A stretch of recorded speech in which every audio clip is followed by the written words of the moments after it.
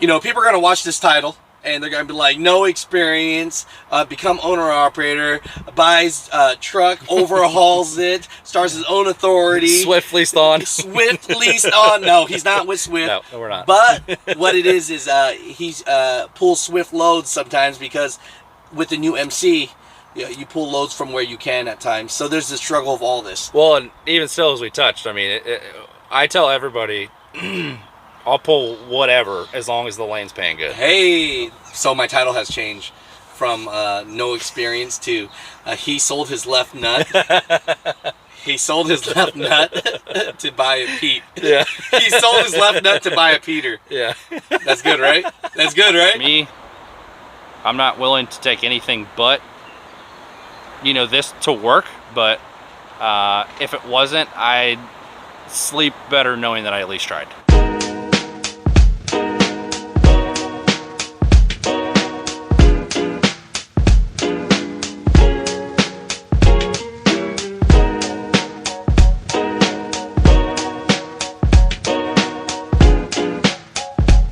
Introduce yourself. What's up?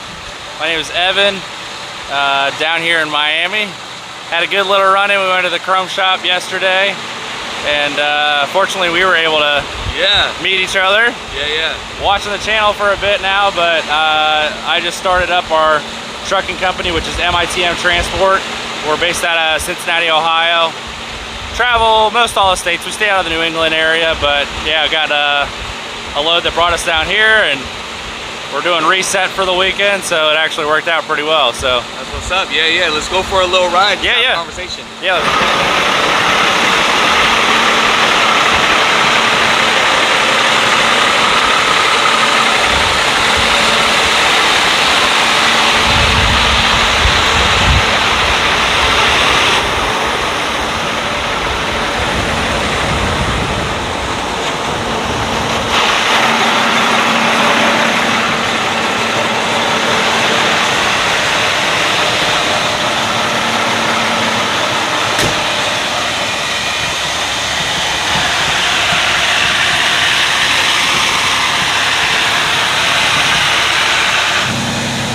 Off camera, we had a conversation, and you told me you started a trucking business 4 months ago. Yep. How the hell, honestly, because people are going to watch this and say, BS, you can't start a trucking business. 4 months, brand new. I mean, what are the specs on this truck? I mean, come on now. Right? So it's a 07 379. It's got a Cummins ISX 550 in it. I actually bought this truck this winter, but bought it with a hurt motor. I was really on the fence on how we wanted to go about it, but I'm definitely not, you know, as you would call an aero truck fan. For the Peterbilt, but also, you know, KW fan. So I was on the fence, you know, what route I wanted to take, just because the used market is extremely tough. But I was gonna say, yeah, so it was rough finding the right truck, but I was on a crossroad because, you know, as a lot of guys that are getting into potentially purchasing, you know, this style truck, you either gamble with somebody else's previous service work, you know, or as I decided, go the route that I did, to where, you know, I buy something that has most all the foundation, you know, parts there, but has her engine or driveline, something like that. So I felt way more comfortable knowing, hey, we'll buy the truck for this amount and then go straight to doing a full overhaul on it. So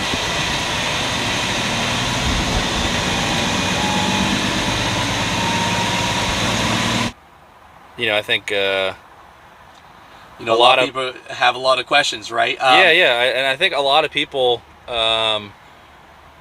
in the transport industry right now, having the major influx in, you know, prices that are being paid out. Obviously, we're all dealing with fuel, right? You know, have interest in this, as I did. You know, and a lot of people don't think that it's that tangible or realistic to actually, you know, get your own authority and get up and operating. And some people say the worst time to ever get into a trucking business, where trucks are 4 times the price. Oh yeah. All these situations, right? Trucks are 4 times the price. Fuel costs are crazy. Oh yeah. And your ass still jumped in, right? Yeah. And so, first question people are gonna have is, 4 months experience. You literally bought a truck, overhauled it. I mean, the truck and overall probably upwards of the 100,000s. Mm-hmm. Am I right? Yeah. You're smiling? Yeah. Yep. And with that, insurance for someone that's brand new, you never had any experience before that, what kind of insurance companies would work with you? Progressive. So Progressive is the only one Yeah. that will pretty much work with anybody, right? We had This is not a Progressive advertisement, but they seem to be the only one that will work with someone with brand new MC numbers, right? For sure. We had some quotes come back from a couple other smaller based companies, but it was even more in Tell cost. me them, please. That I don't recall, honestly. 56,000, 60,000? Oh, no, prices? Oh, no. No, and, and I don't care to share our numbers as, most of the guys that are on your channel, because it's, as me, our journey as anybody else's, I'd rather share it that Right. somebody knows, what to look forward to and not. Right. But, no, on our Progressive policy, it's right around 19 for the year. No way. I swear. That almost sounds impossible. I've had so many people that say they had to pay like 56,000 for the year. Mm-mm. How the hell did you pull that off? I mean, I have a clean record, and I'm not young or old. I mean, I'm 33, so I'm sure that helped a little bit. But Yeah. In my particular insurance agent, I've worked with him for a very long time. So You had to plug a little bit. maybe, I don't know. That's just it's kind of like what they brought back to us. So that was like right out of the rip. And that was in Ohio, correct? Yeah, we're based in Cincinnati. So, Mother Truckers, there's a possibility that if you want to go start your MCs and DOTs and all this, maybe start your business in Ohio. Because Florida's going to cost you. Oh, I'm sure. Florida's going to cost you like $58,000. Yeah. Yeah, insurance is crazy out here. It's tough, and yeah, that's the biggest thing. You see the fluctuation from state to state. And I mean, I see plenty of trucks out there that are registered in other base, Right. Due to financial reasons. And Gotcha. I mean, as an owner, you got to look at all your overhead, and factor that in, so that way your profit's still there. So, Right. And then you guys are right now only insured, or you're insured for both, but you're doing power only, correct? yeah. So maybe that has a little factor as well.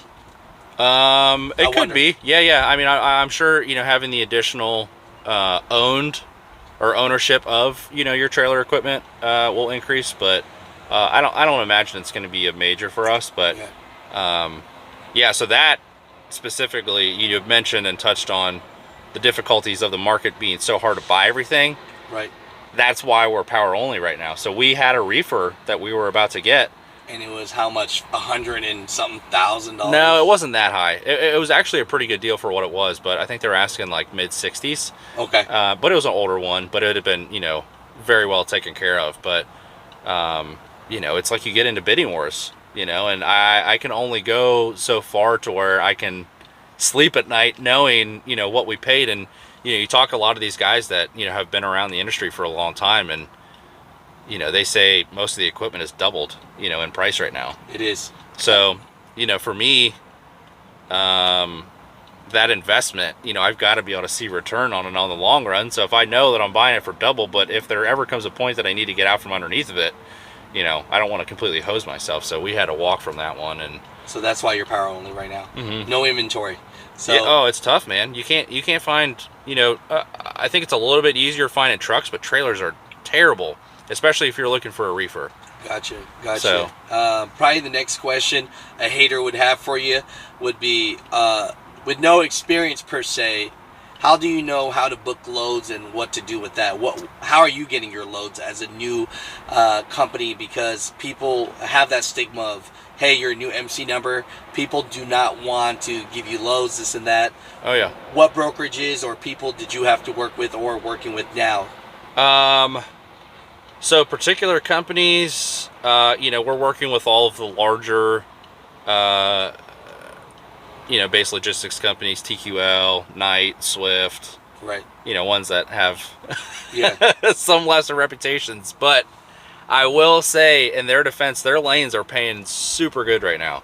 So, and we've been running hard all over the place. Gotcha.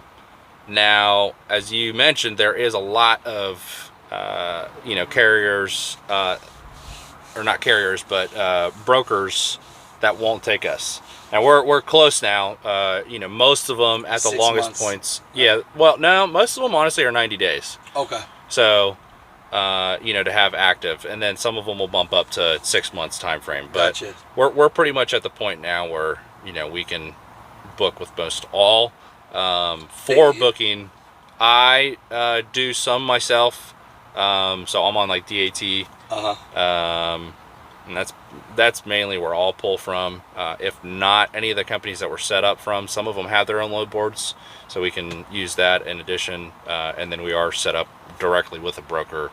And there are brokers out there that will work with new MC numbers. Oh, 100%. Yeah, and I think it's falls back on on the outside perspective, what everybody sees, on the news, the trucker shortages and everything else. So right now the priority being moving freight, they have to make exceptions.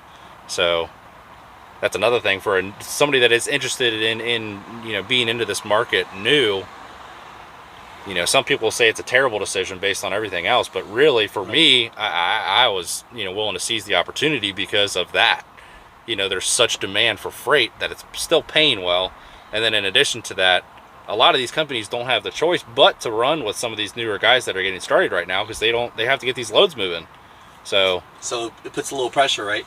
Oh, yeah. Because a lot of people do think right now is the worst time to start a trucking business. Yeah. And you're out here trying your best to make it work. Oh, yeah. So that's great, man. Mother Truckers, comment down below on that. I'd love to read the comments on this, but no, I appreciate that. Yeah. So besides working with certain brokers, load boards like DAT, working with some of the companies that you say don't sound so good, like the Swifts and the Knights and JB Hunts type people. Yeah. But let's be honest, Mother Truckers, just know that these names, they own majority of the freight in America. 100%. So, I mean, if you work for them as a company driver, you're going to make a different pay than if you're just running their lanes, right? Oh, absolutely. And we've numerous times, I'll pull up with being power only, we're pulling their equipment, and we've pulled a pretty good amount of Swift loads. So you're automatically just thrown into, unfortunately, what the majority of people have as a reputation for them. So we've been at truck stops and guys are like, man, that's a, nice rig, blah, blah, blah. It looks great, but man, you're pulling a piece of shit of a trailer. And I'm like, man, we go where the lanes are paying, And I mean, if you have a picture of you with the Swift trailer on it, that might. I think I might have one. If you do, that's going to be the. Is this guy owner or operator, a lease operator? Yeah, leased for on Swift. Oh yeah, with a Peterbilt, with the Peterbilt 379 badass with the. That would be the clickbait we need for this one. So right. If you have that one, I think I do. Oh yeah, we're going to use that one right away. Yeah. So besides insurance, which we covered, Ohio's cheap as F, and have a good record. Yeah. Oh, for sure. You Yeah. know, if you have anything on a record, and possibly be around 33 because that's your age. Yeah. Then if you're not 33, you can't. Yeah, exactly. You can't do it. And then we talked about getting on with some of the more load boards that will take you on for now. Yeah. And we talked about the pressure of just the economy right now, so they have to take you on because there's not a lot of drivers per se. Yeah. And so they're taking you on. What's another challenge or a fourth or fifth wall that you hit as a new owner-operator company that others will hit too that you wish you would have known? The real-world experience. Knowing all the variables of this industry. And I knew going into it, the complexes and kind of the day-to-day battles to a certain extent, but until you're doing it, you don't know. And examples, sir? As we talked about before, I tell everybody, that's been in communication with me through this process is I'm a very, very hands-on person. So I want to know like what's going on at all times. sticking to timelines. But in this industry, you have a lot of third-party involvement with your day-to-day operations all the time. And sometimes their, perspective is completely altered than what yours is. We're out on the road, and you might have the worst week ever, and you pull in and he doesn't care, so just because you were told so-and-so and he hears another thing, then you're dealing with, people at the warehouses or, broker conflicts or whatever it can be. So that, I think, for me has been the toughest thing. Dealing with the day-to-day operational stuff. I think most people that are interested in being an owner-operator know that that's coming. But if you're a new driver, in addition to that, and you haven't been exposed to all of the BS that comes along day to day, I think that's one of the tougher things to manage as a whole. Because you've got so much movement and operational every single day. To add that on top, which is not icing by any means, right? That's tough. I got you. So, no, I appreciate that. So, Mutha Truckers, you can watch as many YouTube videos as you want, but you're not going to really know until you come out here. Oh, for and sure. Really feel what's like. Oh yeah. And see, it's the way my analogy of it is almost like a car battery. Once the car battery dies and you charge it again, it'll never charge back up to 100%. Yeah. And so sometimes in trucking, I think trucking's like that, where you're driving, you're tired, you might get some sleep, but now you're at 90%. Oh yeah. And then the next day you'll be at 80, then 70, then 60, and then you finally go home for 4 days. And then you kind of get that energy back to 100. Oh, 100%. But then after that, when you get back on the road, it starts again. First day, great. Second day, man, I couldn't get a shower. Just say that happens, Yeah, I think anybody, and it depends on the person. So, I'm super excited. I love trucking. Side note, too, I have most all people, especially that come on as an owner-operator, have some sort of, family background in it. I have nothing. I'm the only person in my family that's interesting. Yeah. So we're going to get into this now. People are going to watch this title and they're going to be like, no experience, become owner-operator, buys a truck, overhauls it, starts his own authority. Swift leased on. Swift leased on. No, he's not with Swift. No, we're not. But what it is he's pulls Swift loads sometimes because with the new MC, you pull loads from where you can at times. So there's the struggle of all this. Well, and even still, as we touched, I tell everybody, I'll pull whatever as long as the lane's paying good. Hey, there it is. Honestly, you can't have an ego, right? In this game. I don't care. And see, that's why we might look bad with a Swift logo trailer, but I have no problem pulling a good paying lane. There it is. I like that. So here's the question. Are you rich or something? What's going on here, man? You're 32 years old with all this. Why are you giving these opportunities that others aren't? Tell us. We talked off camera. You started with different businesses first. Yep. Before you invested in this one. Yes. And you have nobody in your family that's a truck driver. No. So, go. Yeah. How did this happen? So, touching first on family background. There's literally nobody in my family that has any sort of trucking background. Not even to logistics. So, I think from a young age, as most in those years, boys, that are gearheads or bound to be gearheads are always entertained by semi-trucks, and that's always been something that's retained with me. So, I've always liked big heavy equipment, stuff like that.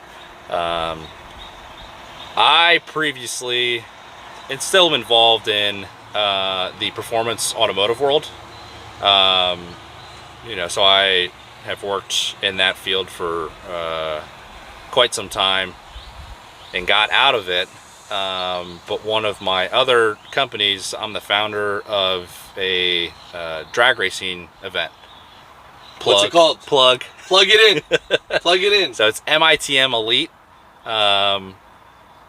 Our race is in Dallas, Texas, May 27th to the 29th. You can check us out on Instagram. that particular race is kind of geared towards like real high-end cars and crazy horsepower. You know, anything from, honestly, probably the lesser horsepower cars of the weekend will be 1,000 up to 3,500 horsepower. So, so that is, you know, one of my second most important to say. So, Right. and then outside of that, I also have a fuel sales company. So it's race ethanol is what it is. So it's geared for performance and race cars. So Okay. but I stepped away from the automotive industry. I've always been a gearhead. That's actually what I have a degree in, is high performance automotive. So I've always been into cars, loved cars. I actually, to start this, as you asked, you know, is this like a family thing or something else? I sold off 2 of my cars. What cars did you have? A Viper and a Corvette. And you can send me links and videos to those. Yeah. And then, So, but I went like full on with this thing, man, to where, you know, I knew what it was going to take. And I'm also cautious, you know, especially with a new startup company, with creating debt. And I didn't want to do that, especially for, you know, the equipment, you know, because that, aside from your, you know, day-to-day and weekly expenses, is hands down the most expensive part. So I wanted to be completely debt-free when it came to that. So he sold his Viper, his Vet. You kept your event. So you have your race events going on still. Oh yeah. And you know, possibly your left nut. I mean, how much did you have to sell to cash out to be able to buy and overhaul something like this, Pete? Over 6 figures.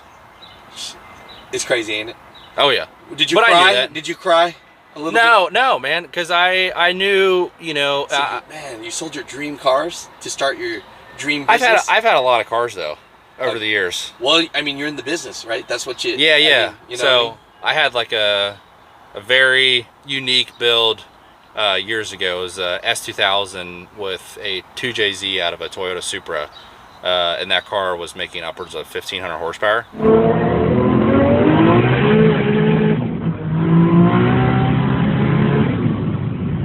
Yeah, send me videos of that kind of stuff. Yeah. I like that stuff. For sure. Yeah. Yeah, we've got a bunch of that. So, but we've had, you know, different cars since then and over the years, like I said. So to me, you know, some of them are 100% emotional attachments, and you know, you've got you know, a fun car.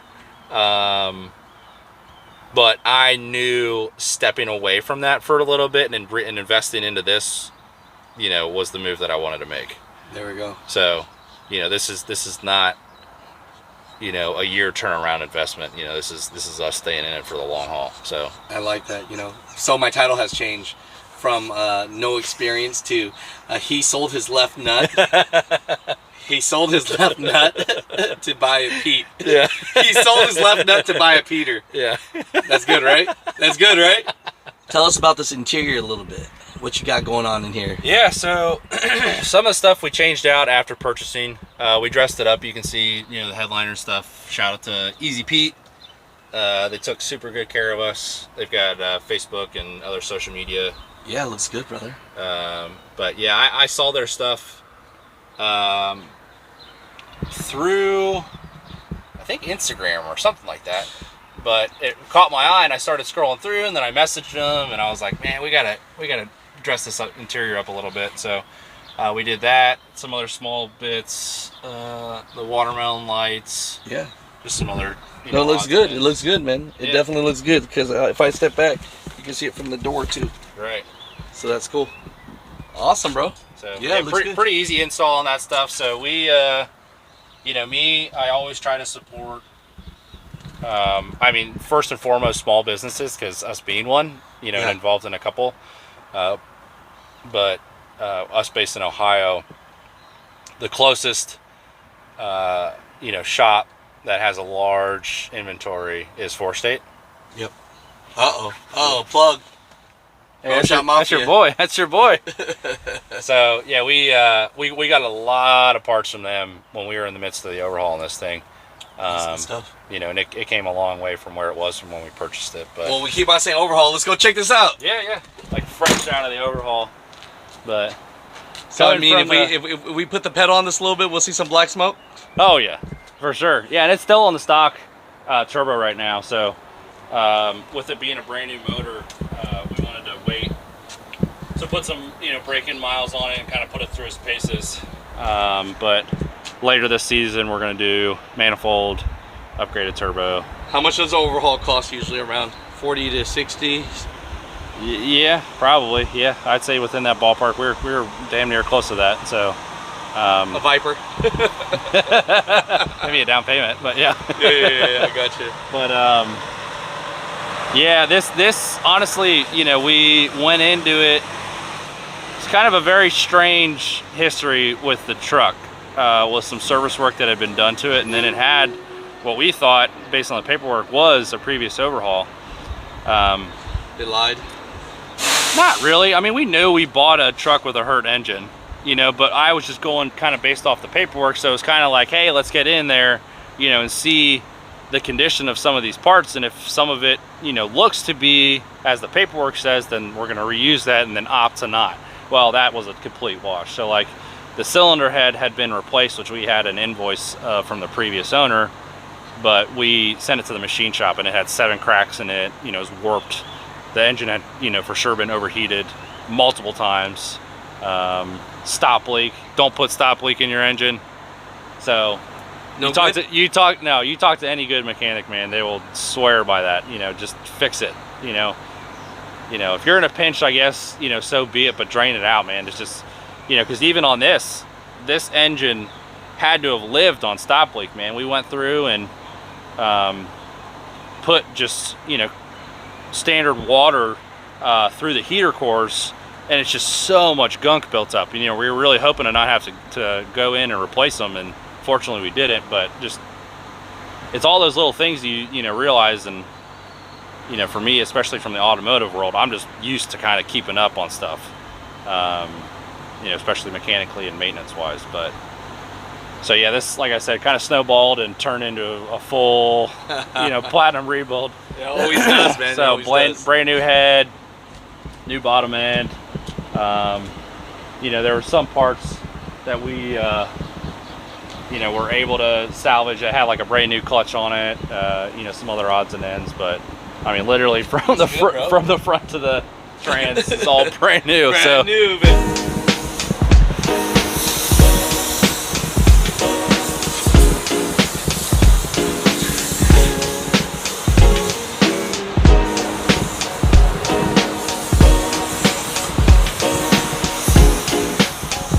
Perfect. Let's turn the motor on.